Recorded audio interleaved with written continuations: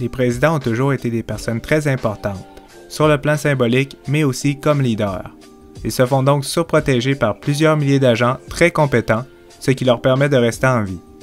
Dans cette vidéo, nous allons parler de la protection des présidents et voir ce que les agents spéciaux sont capables de faire. Avant que la vidéo commence, j'ai un challenge pour vous les gars, mais tenez-vous prêts car vous avez seulement 5 secondes pour le réussir.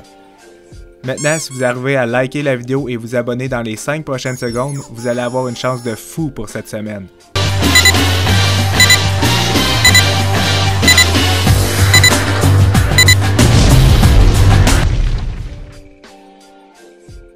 Kim Jong-un. Durant sa visite en Corée du Sud, le leader de la Corée du Nord voyageait dans une limousine. 12 agents spéciaux couraient à côté de lui pour le protéger. Ça peut paraître un peu étrange. Normalement, ce n'est pas des hommes, mais bien des voitures qui protègent le président. Se pourrait-il que Kim Jong-un ait dépensé tout son argent dans des essais nucléaires et qu'il lui en reste plus pour acheter des voitures? Le président ne manque pas de ressources humaines pour le protéger.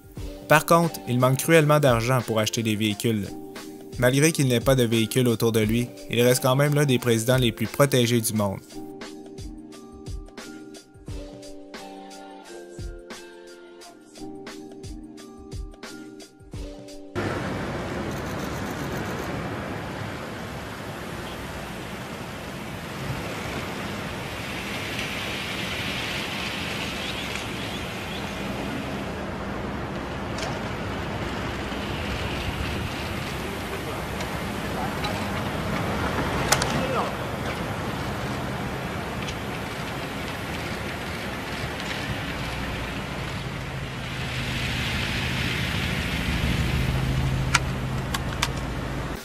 Shinzo Abe. Quand le premier ministre du Japon est allé aux États-Unis pour rencontrer Donald Trump, une lourde escorte de véhicules était présente à ses côtés. Les véhicules qu'il utilise sont blindés et high-tech pour le protéger de n'importe quelle attaque. En plus, le premier ministre du Japon demande de ralentir lorsqu'il rentre sur une autoroute.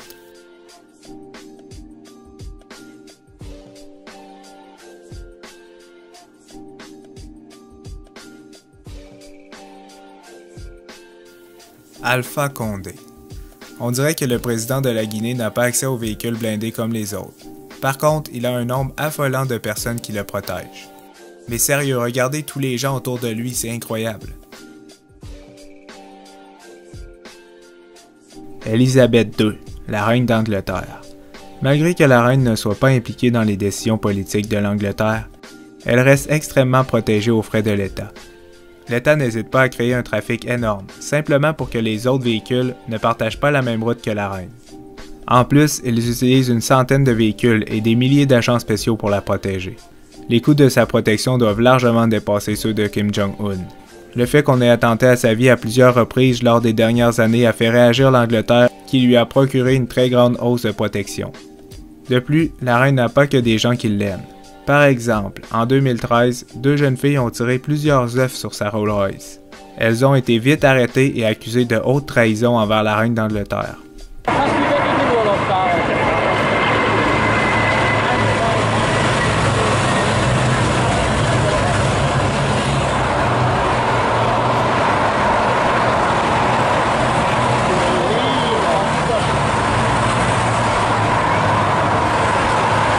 Donald Trump.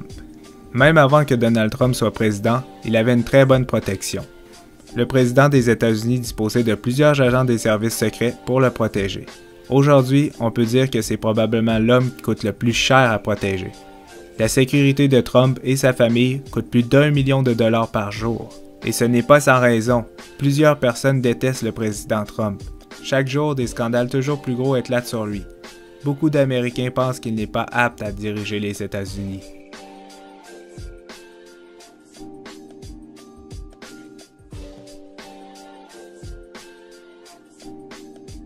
Vladimir Poutine. Nous n'avons pas beaucoup d'informations sur la sécurité de Vladimir Poutine, car la Russie cache beaucoup de choses au reste du monde. Mais il semblerait que 50 000 officiers soient engagés dans la protection de Poutine. Et ce n'est pas n'importe qui.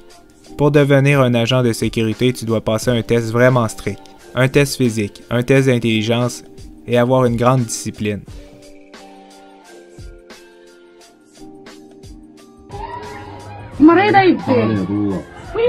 La carte nationale. La carte nationale.